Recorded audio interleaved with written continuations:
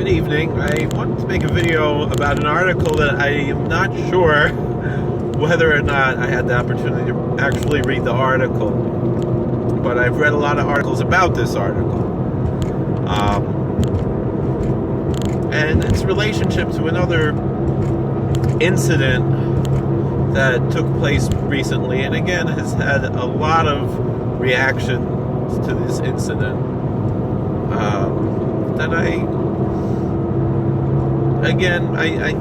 like to, having been in those shoes more or less, having been there, like to reflect on these things.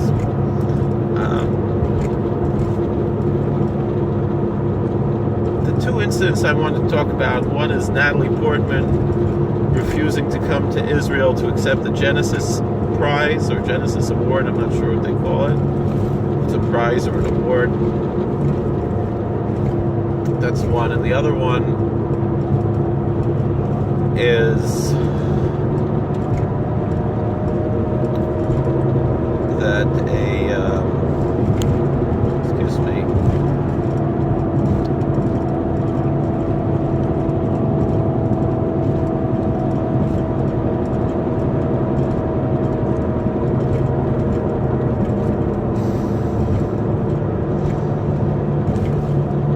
That there's a younger man, I believe in Arizona, if I'm not mistaken. He's a Ger Tzedek. His name is Rabbi Dr. Shmuely Yanklowitz. I've had some interaction here and there with him online. I was quite upset, I'll say, that, I called him out on his very strong and vocal opposition against the president, and to say that it would be just as inappropriate if I, being someone who disagreed with many of President Obama's policies, would react the way that he reacted. I mean, I still prayed for President Obama. I still said a nice Shua, and I mentioned President Obama and Vice President Joseph Biden by name. Some people in my shul didn't like that,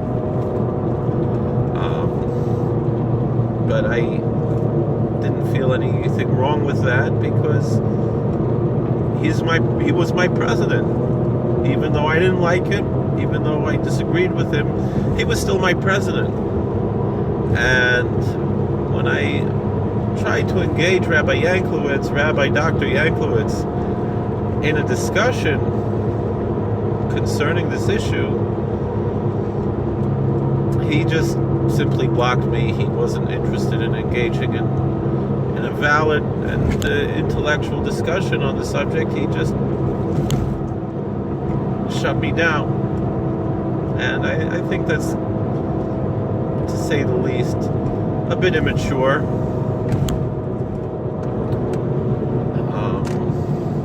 But it is what it is.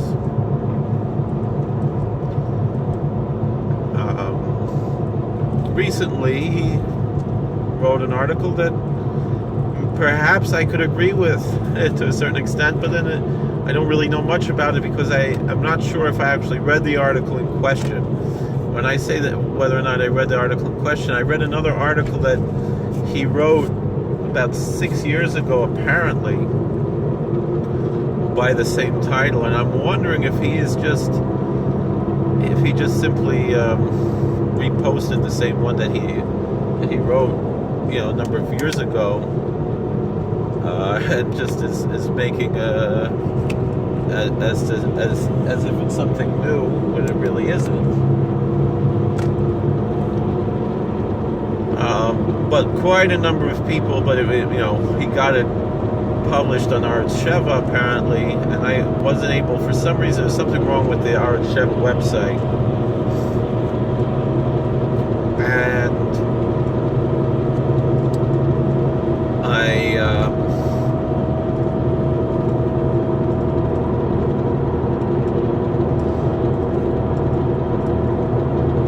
I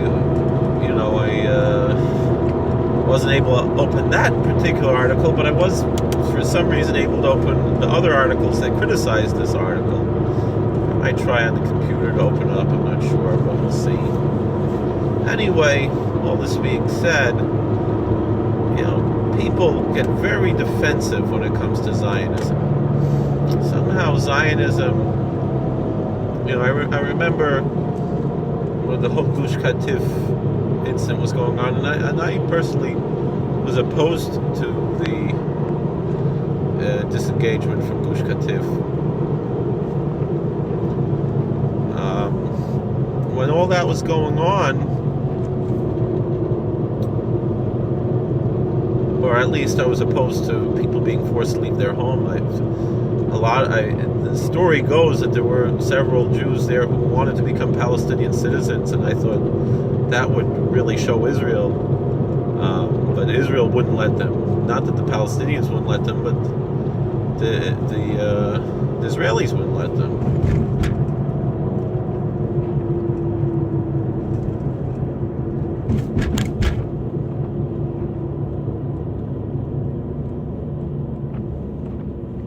And so, whatever. Rabbi Yanklowitz, he says he's a religious Zionist, but, it means something different to him than it means. I'm not even sure. Again, I'm not sure if I'm commenting on the right article, but he was certainly saying that what I heard is that he was saying that religious Zionism today, and I didn't really see that in the article that I did read, that religious Zionism today is lacking something ethically or morally, and it needs to get back to its roots and so forth, something like that. And there's a certain point where things turn into just a bleeding heart liberal nonsense. And it's the same thing with Natalie Portman. She said, she's not anti-Israel, she just doesn't like Benjamin Netanyahu, and she didn't want to show him the respect of receiving an award from him or somewhere where he would be present. Okay. I mean, me personally, I'm not a Zionist. I disagree with the idea of a Jewish state. However, I recognize that the current state of Israel is the lesser of about 20 evils, the least of about 20 evils in the area. So, what's the big deal? Certainly, it seems to me to be worthwhile to be supportive of the state of Israel the same way we might be supportive of France or England or some other country. This has nothing to do with me being a Jew. This has everything to do with me being an American. And it's in America's interests, even though Israel has done horrible things, including horrible things to America. Although America may have been complicit in that as well. It's not so clear, but certainly Israel has done horrible things to Americans. Such as the attack on the USS Liberty that's just totally ignored. But that being said, still, Israel is the best of a bad bunch out there in the Middle East. And it's a strategic ally to America.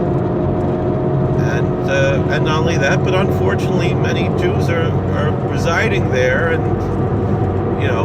they certainly need our prayers. I believe they're in a very bad situation, a very dangerous situation. And I think a lot of that would be alleviated if being Jewish was not as important to the essence of the state of Israel as it is. But then again, it's just fascinating to me how the vitriol that comes out is really what I want to comment on. The real hatred that people on the Zionist side have for anyone who dares to question or criticize Israel and Zionism. Because I don't think anyone can deny that Israel is deserving of tremendous criticism. However, they're also deserving of praise when they do good things, and they do a lot of good things. And they are very high, they're ethical to a fault. I think that's really what Rabbi Yanklowitz probably was bringing up. Was his criticism was not so much against the state of Israel as it is against religious Zionism, and how most religious Zionists today would, it would seem they would rather see Israel be less ethical than it is. Whereas the fact of the matter is, it's one of the most moral and ethical to a fault, to their own detriment, armies in the world. And not only that, but Israel goes out of their way, bends over backwards to give aid and support to the self-proclaimed Palestinians, which is measure for measure, in as much that they're self-proclaimed Israelis, and they're both equally, both terms are equally invalid, as I see it.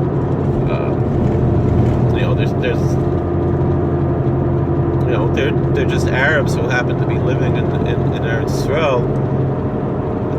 This whole term Palestinian, it's silly nonsense. There's no source for that. It's a Roman word, and the lies that they say that, somehow that the Palestinian people are the ancient Philistines, which is just silly. Or then and then they say that Philistine is Latin for love of Steen. I don't know, people of love. Just nonsense. Where Philistine is just an anglicization of Plishti. It's nothing to do with the Latin word phila, of love. Or is that Greek? I think it's Latin. I don't know. I'm probably wrong. Anyway, I guess it is Greek. Philo is Greek. Anyway,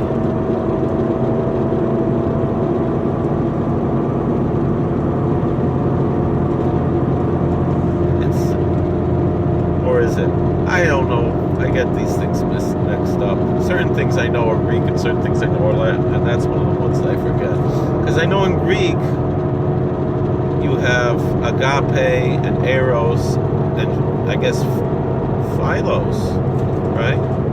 That's the third type of love in Greek? I don't remember. We'll put that aside for now. What can we get out of this? What can we talk about here?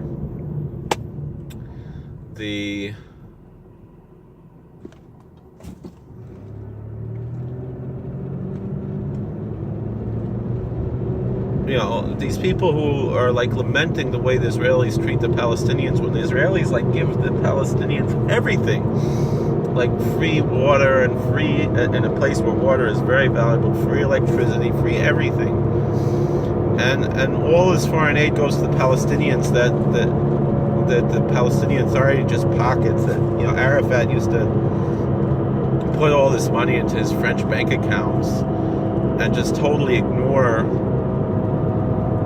his own people for a reason, because he wanted them to look like victims of the Israelis, when the Israelis were giving them everything, when they're actually victims of the Palestinian Authority, or the PLO, or at the time, and that's who was really the villain against their own people, in order to have an excuse to attack the Israelis. So it's really crazy stuff going on there. I don't know. What can we talk about? I'm thinking about this, but that being said, if you dare attack Israel, the guns come out. People just lose their mind. all the Kyle's mom people come out. You know what I'm talking about in South Park? You know, like, oy vey, I can't believe, how dare you say this? You know, like, it's just ridiculous. Like, calm down a little bit, you know. Israel's not perfect. And Zionism isn't perfect. And, like, you know, get over yourself. Don't think you're holier than thou. But on the other hand, it's just the same nonsense on the other side, you know. Oh, you know, Natalie Portman and Shmuely Yanklowitz are also being this holier than thou garbage of, oh, you know, I'm standing up for ethics and morals and against the horrible treatment of the Palestinian people, when they ignore the fact that it's the Palestinian leadership who are victimizing the Palestinian people. I mean, my approach, I've said it before, I believe that Israel should annex the land that they want, and have kind of a United States under a constitution system, a federalist system where you have several states, and there could be even 5 or 6 states that are united under one federal government, that under one federal constitution that you know, guarantees religious freedom and stuff like that, and, you know, has, you know, certain rules that are guaranteed, which could then, you know, therefore, you know, it would eliminate a lot of the things Mayor Kahana was worried about, that, you know, somehow they would lose their Jewish majority by virtue of population. But if you divide it up into separate states, and, you know, and you have maybe, you know, a Senate and a House type of situation, basically you have the American system, but each state could have an official religion, but not the federal government would not, which is the original American way. That state and local governments could have official religions only under the Constitution. Only the federal government, only Congress was prohibited to make any laws establishing an official religion.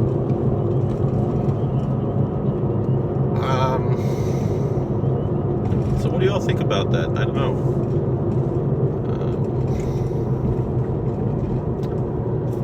I didn't really say anything in this video, but I have what to discuss.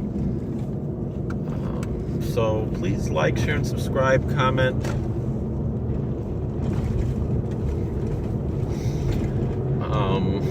I would like to continue this conversation in a way, because you know, my main beef with Israel is that I don't want them to claim that they represent me, because I'm an American. I have a religious devotion to the Holy Land, but not a political one, and I don't believe that it should be forced down my throat, the political, you know, aspects of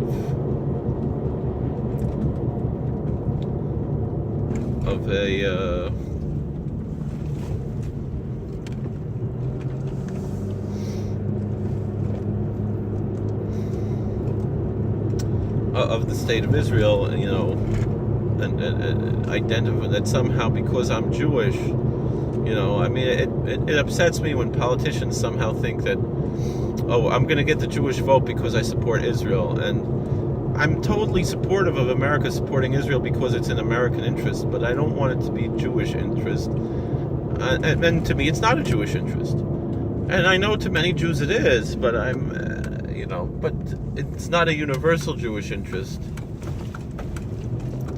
And I think that should be recognized. And people should just be cognizant of that. Even if it's, and I don't think it's even a majority Jewish interest. Maybe it's a majority of practicing Jewish interest. But how is that understood among the more liberal practitioners? Meaning people who practice Reform Judaism nowadays are officially Zionist, whereas they used to not be. But their Zionism is not the Zionism of Teaneck, New Jersey. It's a different flavor of Zionism. So,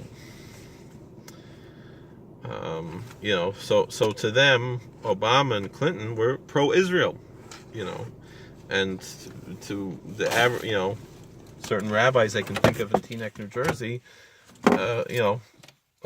they wouldn't hesitate to say Obama and Clinton were anti-Semites, which I would hesitate to say. Just because they had a different approach to Israel doesn't make them anti-Semitic.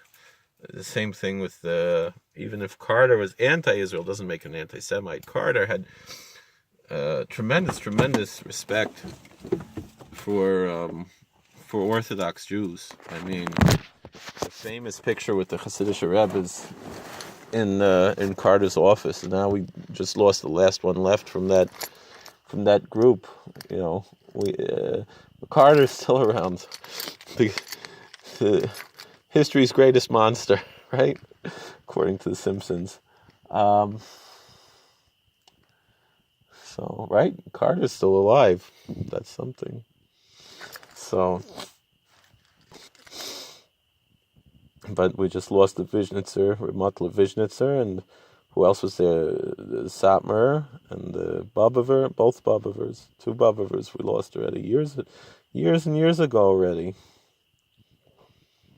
And I think Moshe Scherer was there.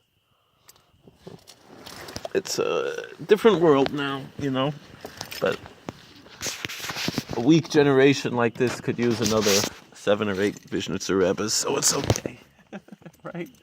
It's nice. I was thinking tonight I had to go to Minyan for. Someone asked me to say Kaddish because they couldn't make it to Minyan, and I was like, I could go to Vishnitz, I could go daven with the new Vizhnitzer Rebbe there, but then I would just be starting to daven Mariv now. Now, Baruch Hashem, I'm home because I went out to Woodridge. So, thank you for watching. God bless. Please like, share, and subscribe, and comment.